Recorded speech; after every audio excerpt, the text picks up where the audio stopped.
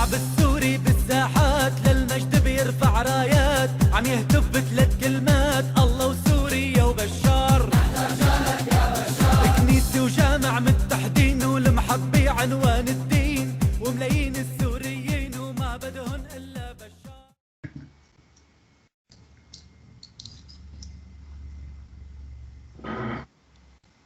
Kaixo, hemen gaude berriz ere gure udaberri arabiarren inguruko bideoak lantzen eta elkarrizketa ezberdinak.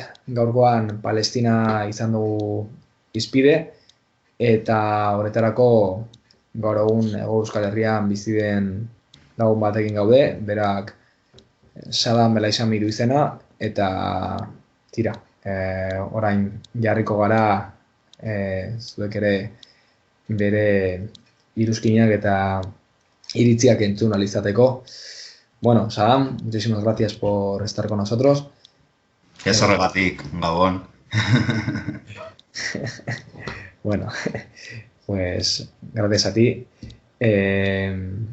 Shukran, Yazilan, como se diría en árabe.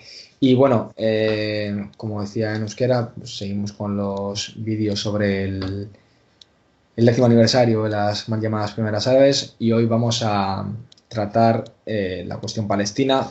Y bueno, pues sin más dilación, ¿cómo podrías explicarnos lo que es tu situación, Saddam, como parte de la comunidad palestina y qué supone para una persona, en tu caso, siendo además de Gaza, tener que vivir alejado de tu patria sin poder regresar de manera legal?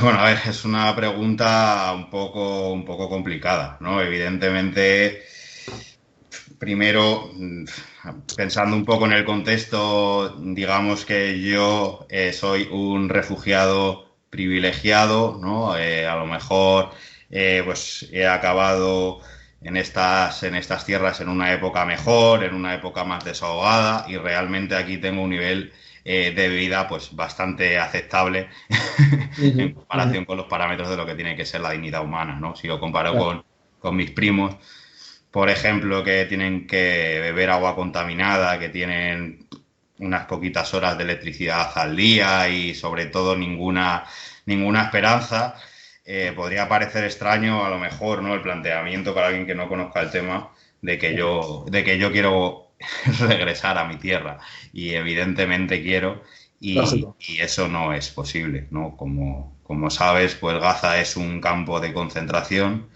está sitiado por tierra, mar y aire por las autoridades y el ejército sionista y no hay manera de entrar en principio, o es muy muy difícil en casos concretos y no hay manera de hacer una vida digna dentro tampoco. Evidentemente, pues mucha impotencia.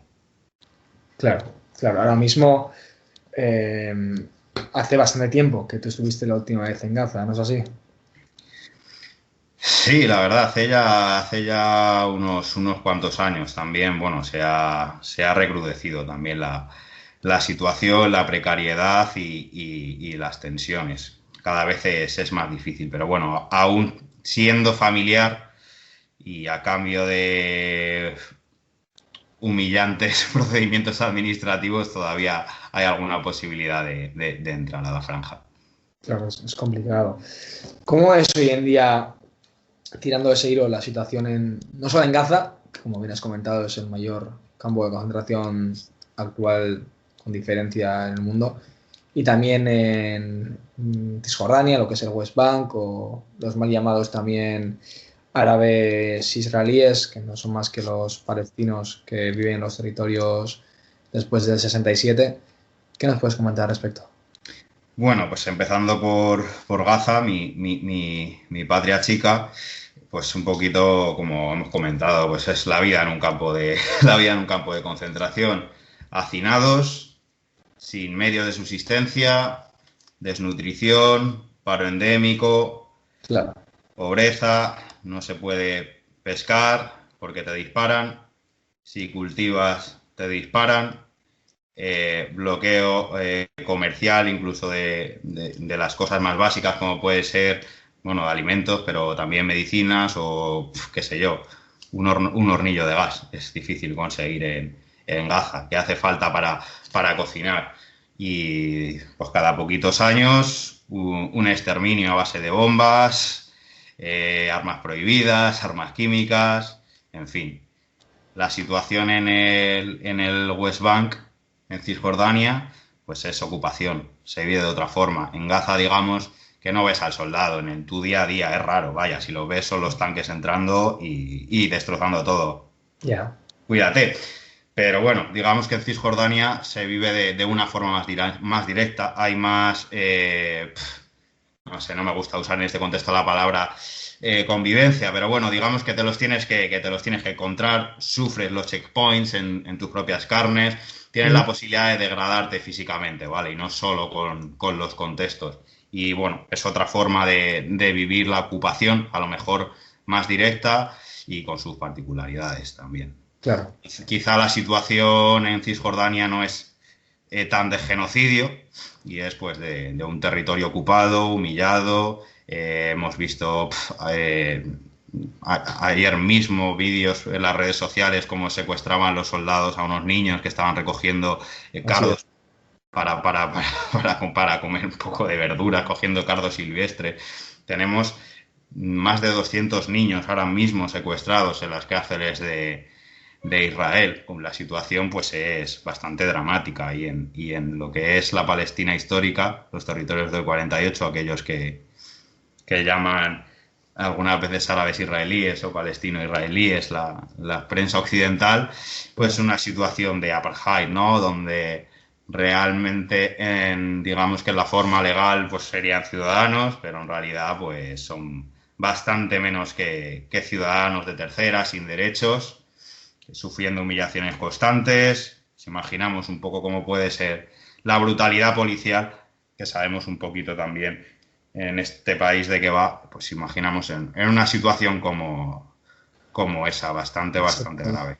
Exactamente. Y bueno, también de actualidad en estos 3 territorios ahora es, por ejemplo, la convocatoria de elecciones que tenemos en el mes de mayo, elecciones entre comillas, porque hasta donde yo sé, las elecciones, digamos que son el reflejo de un pueblo democrático y soberano que va a elegir a sus gobernantes y que va a elegir al menos a su poder legislativo. En este caso tenemos con que es el ocupante quien ha decidido cuándo van a ser las elecciones que se van a celebrar en la Franja de Gaza y en Cisjordania. Es decir, para empezar, los palestinos que viven en lo que hoy se llama Estado de Israel tienen que votar al Parlamento del colonizador. Y yo me pregunto, cuando ya hay tantos palestinos volviendo fuera, o sea, la verdad que debe ser en porcentajes algo parejo. La mitad de los palestinos no vivimos en Palestina, nosotros no tenemos derecho a voto. En esas condiciones no creo que podamos hablar de unas elecciones. Sin duda. Y las personas que pertenecen a los territorios de 48 votan en la Knesset, que por cierto ahora es el máximo grupo de oposición, muy a su pesar, ya que les gustaría no estar perteneciendo a la entidad sionista de Israel, pero sí, básicamente cuando es el ocupante quien fija los momentos en los que se deben celebrar elecciones, pues aquí lo conocemos bien en Euskal Herria, pero es verdad que en vuestro caso es mucho más notorio y más palpable, ¿no? Como bien comentabas también en el caso de Cisjordania ahora mismo. Siguiendo con lo que es la actualidad y unido al hecho de las elecciones en mayo, estamos en medio de una pandemia y bueno, la verdad que ha sido bastante polémico todo este tema en lo que a Palestina respecta, ya que primero se vio como en la entidad sionista de Israel se ha tratado de vender como una gestión excelente en la vacunación a las personas que viven allí, colonos entre ellos muchísimos. A su vez no se dejaba claro cómo era la situación en Cisjordania y en Gaza. Al parecer la Federación Rusa ha tratado de ayudar mandando allí lotes de Sputnik 5, han sido interceptados. ¿Qué nos puedes contar sobre la situación ahora mismo con este tema, teniendo en cuenta que, como bien has dicho, en Gaza las personas viven hacinadas y los protocolos de seguridad son bastante escasos? Bueno, teniendo en cuenta las dificultades que hay, con estadísticas un poco actualizadas de hoy he podido estar mirando, En general hemos tenido 209.000 casos, ¿vale? De los cuales afortunadamente 186.000 ya se pueden considerar curados y arrastramos una pila de al menos 2.300 fallecidos. Y la cosa pinta bastante mal, porque la pandemia es un problema real en todas las sociedades, pero más se notan en las sociedades que están así oprimidas. Pensemos además en que las familias palestinas son núcleos familiares grandes, de gente principalmente refugiada, que vive en situaciones de hacinamiento, y pues bueno, como has comentado, pues Israel cortando los pocos gestos de solidaridad que llegan al pueblo palestino, ¿no? Israel, pues como no, lo que hace es violar el derecho internacional y las convenciones internacionales que obligan a la potencia ocupante a encargarse de la higiene y la salud del pueblo ocupado y se lo salta, evidentemente. Pues en la televisión hay sitios simplemente para hacer una espectacular gestión, ¿no? Parece que no es relevante el hecho de que es una gestión que tiene en cuenta las diferencias raciales, ¿no? Y en función de si te consideran del pueblo elegido, si digamos eres un pueblo inferior, pues te queda pues la muerte si no tienes tu mayor suerte. Sin duda, más aún cuando vemos que hoy en día llamarle Estado judío al entidad sionista de Israel no es ni mucho menos un insulto, sino algo que ellos mismos han legislado con los cambios constitucionales que hubo en 2018, estableciendo el hebreo como la única lengua vehicular y dejando completamente fuera de lugar no solo a los palestinos, sino otras minorías étnicas que pueden existir ahí. Sí, el sionismo al fin y al cabo no deja de ser una ideología supremacista, de alguna forma, también por las particulares que ha tenido de la historia, pues parece que es un poco la cara de la moneda de aquel antisemitismo, de aquel nazismo, ¿no? Digamos que al final, visto desde su punto de vista, pues tienen muchas coincidencias, incluso al análisis de la propia cuestión judía, ¿no? Como cualquier ciudadano del mundo, simplemente por el hecho de ser judío, deja de ser ciudadano de aquel país donde ha nacido, aunque sea de generaciones y aunque sea aunque nos remontemos al primer hombre, a la primera mujer que hubiera ese país, esa persona no es ciudadana francesa, no es ciudadana británica, no es ciudadana argentina, no, si eres judío, tú eres israelí. Pues es precisamente la ideología de la gente que hacía los pogromos y de la gente que realizó el Holocausto. Efectivamente, no hay más que ver que la gran mayoría de los judíos asesinados en el Holocausto eran precisamente judíos antisionistas, judíos asimilados, en su mayoría askenazíes, que se negaban a ir a Israel y aquellos querían vivir en su tierra natal, con los ejemplos que tú has puesto, la gente húngara de Hungría y los austriacos y en Alemania más de lo mismo. Sin duda, esto es un tema que habrá que tratar, ya que el relato histórico ahora mismo ha sido manipulado completamente por el sionismo de manera muy, muy victimista. Bueno, luego seguiremos un poco con Palestina. Ahora se acaban de cumplir 10 años desde el comienzo en Siria de los levantamientos que, bueno, había motivos sin duda razonables para llevar a cabo protestas debido a la sequía que ha sido la mayor en 400 años debido a los diferentes recortes impuestos por el FMI desde 2005 y las sanciones económicas. Pero bueno, durante esta década hemos comprobado cómo básicamente la Hermandad Musulmana y la OTAN junto a sus aliados ha cooptado completamente esas protestas que en su momento fueron legítimas y ahora estamos viendo sus consecuencias en Idlib o también al noreste de Siria con los contras kurdos, etc. Claro, en lo que respecta a Palestina, es verdad que hubo algún amago de emular de alguna manera lo que ocurrió en Túnez, en Libia o en Egipto. Después también se vio algún convoy pequeño de Daesh por Gaza, pero enseguida fue repelido. Claro, ¿cómo podemos entender en qué afectó o hasta qué punto el fenómeno de las primaveras árabes, estas revoluciones de colores, en lo que respecta a Palestina? Bueno, todo afectó, evidentemente. De hecho, cuando aquello se estaba fraguando, un poquito antes. De hecho, me pilló estando en Ramallah y recuerdo como de repente un montón de gente empezó a manifestarse y sacaban unas banderas que no reconocía, que nunca había visto. Precisamente, bueno, eran las de la que empezó a llevar aquel ejército rebelde sirio o ejército libre sirio. Sí, ¿no? sí. La bandera francesa, la colonia francesa. En Palestina no ha tenido ni podía tener seguramente un efecto similar al resto de países por la propia situación del país. Las primaveras árabes pues eran un poco el descontento muy legítimo de las personas que vivían en los regímenes árabes con grandes carencias democráticas, ¿no? Y luego, pues como siempre, los listos que intentan rentabilizar y llevar a su lado esas protestas, ¿no? Sobre todo, pues bueno, seguramente pues el conflicto subyacente que había entre los saudíes y Emiratos Árabes Unidos y sus ganas de expandir por el mundo su proyecto teocrático, ¿no? Y por otro lado, pues Qatar y los hermanos musulmanes con ese islamismo democrático, ¿no? También por el otro y de aquellos barros, pues estos los... Claro. No se puede comparar en Palestina ni podía tener lo mismo, porque también haya bastantes carencias democráticas, ¿no? Y legítimo descontento con las autoridades de las nacionales palestinas, o mal llamadas autoridades nacionales palestinas, tanto en Gaza, Hamas, como en Cisjordania, Fatah.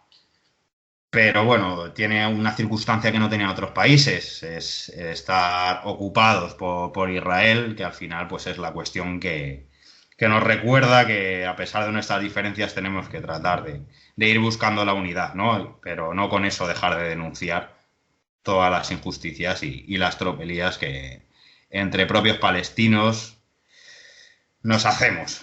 Con un asterisco, no estoy diciendo que esto sea algo así como, joder, qué malos son las personas, que unos a otros hacen daño, ¿no? En este caso estamos hablando de una autoridad que en ciertos puntos es colaboracionista con el ocupante y un pueblo desprotegido completamente por esa supuesta autoridad. Sin duda, no hay más que ver cómo Hamas ha llevado a cabo detenciones recientemente de militantes de izquierda, o el propio Ahmad Sadat todavía sigue encarcelado, el secretario general del Frente Popular para la Liberación de Palestina, detenido en su día por la Autoridad Nacional Palestina, la mal llamada ANP, y entregada después a los sionistas que le llevaron a la cárcel de Ashalon, etc. Claro, este es un tema complicado, el que recientemente comentabas, el de la unidad. Unidad está claro que es más necesaria que nunca, y de hecho se está viendo como en el ámbito militar, todavía no en el político, pero sí en el militar, la unidad ha sido posible, sobre todo en Gaza, y es el motivo por el cual durante el último año y medio prácticamente la entidad sionista de Israel ha atacado bastante menos militarmente, y bueno, también es consciente de que la resistencia palestina tiene varios soldados sionistas todavía secuestrados. Sin embargo, en el ámbito político está costando más esa unidad y lograrla, más aún cuando tenemos este ejemplo en el que varias facciones apoyan y secundan el llamamiento del ocupante sionista para celebrar las elecciones en mayo.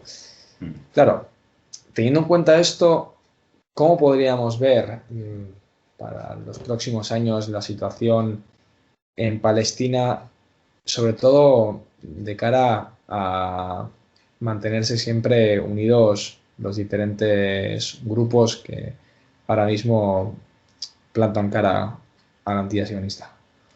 Pues son muchísimas y muchísimos los palestinos y las palestinas que están poniendo precisamente toda la carne en el asador para que eso pueda ser posible, tanto dentro de Palestina como fuera, teniendo en cuenta que habitualmente muchos de los que estamos fuera, sobre todo los que hemos recaído en países más ricos, digamos que tenemos más garantías democráticas, más capacidad de hablar, ¿no? Menos miedo a la represión también, claro, que la que puedan tener personas que estén en el territorio histórico, en nuestra patria. ¿Y cómo se está haciendo eso? Construyendo desde la base. La revolución palestina fue lo que hizo que el pueblo palestino realmente recuperara esa identidad, esas ganas de lucha, ese sentimiento de unidad y de alcanzar una patria común, democrática, donde todos cupiéramos. Construyendo desde la base, desde los comités populares. Eso se está haciendo ahora. Está Masar al-Badí, la ruta alternativa, con motivo del aniversario de aquellos vergonzosos acuerdos de Oslo que empezaron a fraguarse en los acuerdos de Madrid. Esos. Que se cumple este año el 30 aniversario. Se va a realizar una conferencia en Madrid precisamente para empezar a desmontar todo esto, a crearlo desde la base. No se trata de crear nuevos partidos políticos, porque ya les tenemos. De gloriosa historia la mayoría, y muy orgullosos, pero aquí algo está fallando y el problema no puede ser de la causa, a lo mejor es de los agentes, a lo mejor la gente de base, las trabajadoras y los trabajadores palestinos son los que tienen que decir cómo va a ser nuestra patria, en base a qué conceptos nos vamos a unir, cuáles son los puntos donde nos tenemos que fortalecer, de qué manera podemos liberar nuestra tierra de una forma colectiva. Claro. Esa es la manera y esa es la fuente donde pueda haber la libertad política, donde pueda haber la unidad política. En tu opinión, esto podría ir como un paso siguiente a lo que vimos durante 2018-2019 con las marchas de retorno y después con el liderazgo, no sé si deliberado o no, que se le trató de atribuir a Haj Tamimi, sabiendo que ya venía de ciertos sectores críticos con Fatah y después no han tenido problema en solidarizarse también con la revolución bolivariana, etcétera. Sí que es verdad que queda claro que ahora mismo quien más está plantando cara a la ocupación son los sectores progresistas. Eso es algo que es inequívoco. Bueno, si te digo la verdad, por ejemplo, sí, o sea, coincido contigo que es mayoritario, pero bueno, ahí tenemos a la Yihad Islámica, por ejemplo, claro. Que es un partido pues realmente tradicionalista y en ciertos análisis, al final, por cuestión de honradez política, te encuentras coincidiendo sorpresivamente, ¿no? Pero desde luego sí que comparto tu análisis en el que son las fuerzas progresistas, sobre todo, las que más están haciendo por luchar contra la ocupación, ¿no? Y desde ahí tiene que salir, o sea, no de la gente a lo mejor que necesariamente se sienta progresista y se cuelgue una etiqueta, ¿no? Pero bueno, sí de las masas de trabajadores y trabajadoras, sí de las mujeres, sí de la juventud, tienen que cambiar un poco los paradigmas, porque está visto que no funciona. Oslo ha sido un fracaso, la colaboración con la entidad sionista no sirve para nada y no va a haber ningún paso posible con la solución de los dos estados. Palestina tiene que ser una, desde el río hasta el mar, desde el río Jordán hasta el mar Mediterráneo. Tiene que ser una Palestina unida, democrática, evidentemente multirreligiosa, con un respeto a todas las sensibilidades y donde se pueda construir realmente una democracia plena. Claro. Más aún viendo que, bueno, desde septiembre del 78, una vez que se firman los acuerdos de Camp David entre Menachem Begin y Anwar al-Sadat, parece que Palestina en un momento se quedó sola, pero bueno, un año más tarde vino al rescate, por decirlo de alguna manera, de Palestina, un país que ahora mismo es quien más está apoyando, por ejemplo, a quien tú mencionabas, a la Yihad Islámica, a Yihad al-Islami, como es la República Islámica de Irán.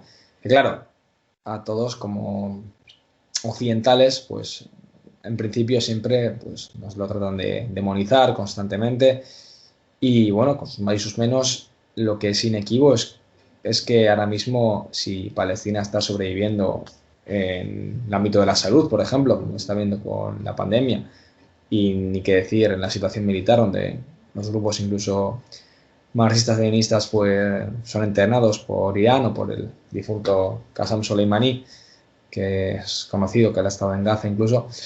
Claro, ahora mismo también influye bastante a nosotros la lectura que hace cierta izquierda otanista, por considerarlo de alguna manera, tanto con las primaveras árabes, idealizando algo que jamás estuvo ocurriendo, o con la propia Irán, sin darse cuenta de que si no hubiera sido por ello, ahora mismo Palestina no existiría. Claro, en cuanto a apoyos internacionales, ahora mismo, ¿con qué podría contar la resistencia palestina? Bueno, yo en esta entrevista en realidad me gustaría más incidir en que son los pueblos los que tienen que apoyar a Palestina. Son desde nuestro punto de vista de base, lo que podemos hacer realmente es condicionar a los estados allá donde vivimos, allá donde hemos nacido, allá de donde somos, Claro, condicionar a nuestros países para que se empiece a respetar el derecho internacional.